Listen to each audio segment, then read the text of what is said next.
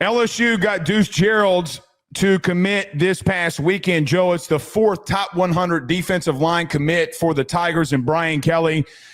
With Lamar Brown, who's the number 2 overall recruit in the country per on 3, with Trenton Henderson, who's also a 5-star, Richard Anderson, Deuce Geralds, DeAnthony Lafayette, and Darius McKinley.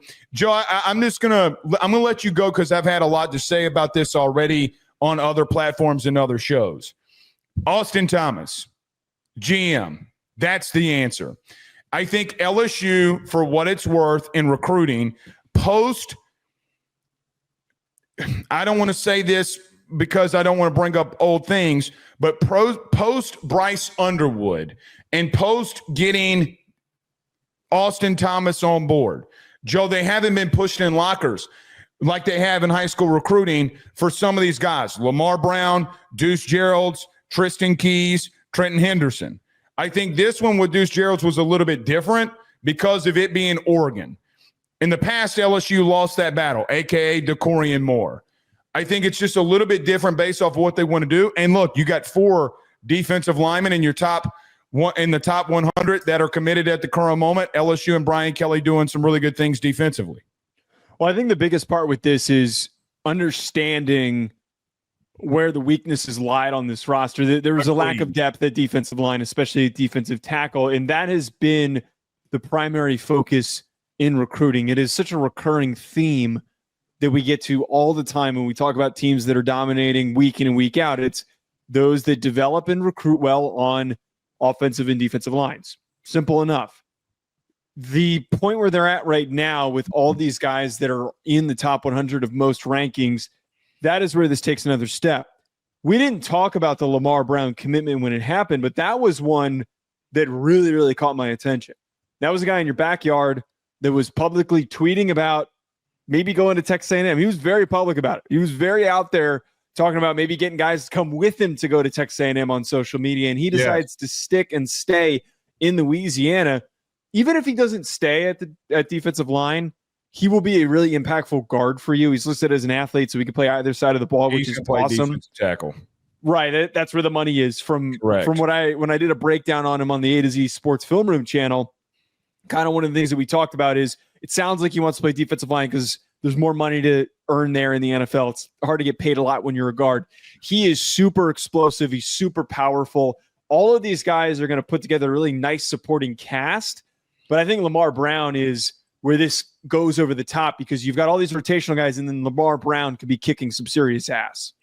I agree with that. And listen, I think there's a little bit of a different philosophy of what they're doing. Number one, I do think like guys like Darius Gray, the number 1 interior offensive lineman in the country, still out there.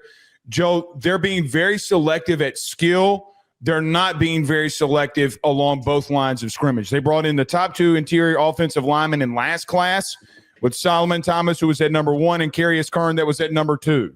You turn right around, and defensively they're doing it. And listen, you went out post Bo Davis and got a guy named Kyle Williams, who's an All-American 2 times at LSU. It was in the league in Buffalo for, I think, 13 years.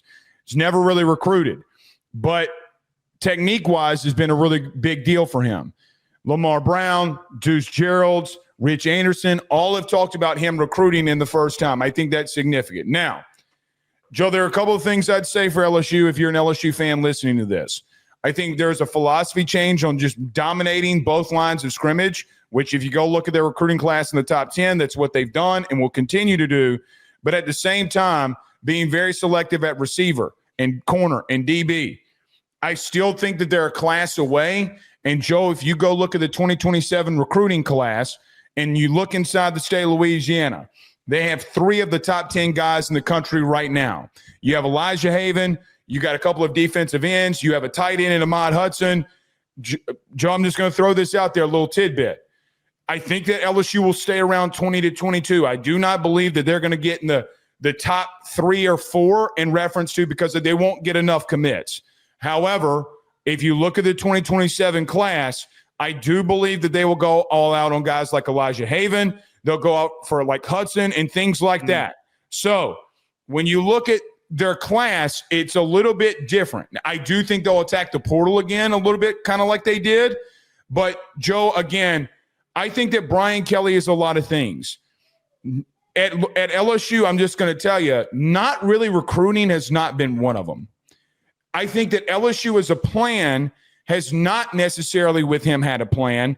So he's needed a little bit more help and assistance. You had a coach that went out there and said, hey, guys, I need help in NIL.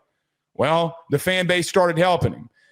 That's where I think LSU has started to separate themselves in recruiting just a little bit. I don't think it had anything to do with staff.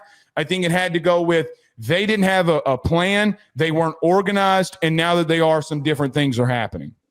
The last part with this, and you kind of alluded to it by bringing up Elijah Haven being a big target for them for 2027. And number one player on their board. I'll just go ahead and tell you. And yeah, I mean, he should be. He's from Baton Rouge. Right. He's like the second coming of Vince Young. He is massive. He can move.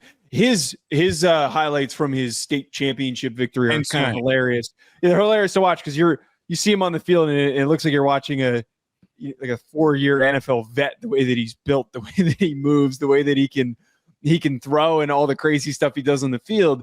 Grabbing him is going to be really important for 2027. But I do wonder what happens in 2026. Do they get any of these quarterbacks? Do they end up flipping somebody? A lot of these quarterbacks are already committed, so it's really weird and hard to try and project if any of these 4 stars or maybe if any of these 5 stars might make a last-second decision change. Like, could they maybe make a run at Faison Brandon if things go a little bit weird here with Tennessee and they're a little bit rocky this season? That would be the first guy that I'm paying attention to if they could make a crazy, unexpected pull. I know that you're just somewhat assuming here, but I think it's a very good assumption by you to say what you just said. They're not done at quarterback, okay? I don't think it'll be Faison Brandon because of the simple nature of Elijah Haven being on the wings. I do think they're still in there with Bo Bentley. Considering what happens with Oklahoma, I think is more of the thing here. Last thing I'd say, in reference to your quarterback situation, I fully agree. Running back as well. If I'm Ohio State, I'm watching Blaine Bradford pretty closely. That's all I'm going to say.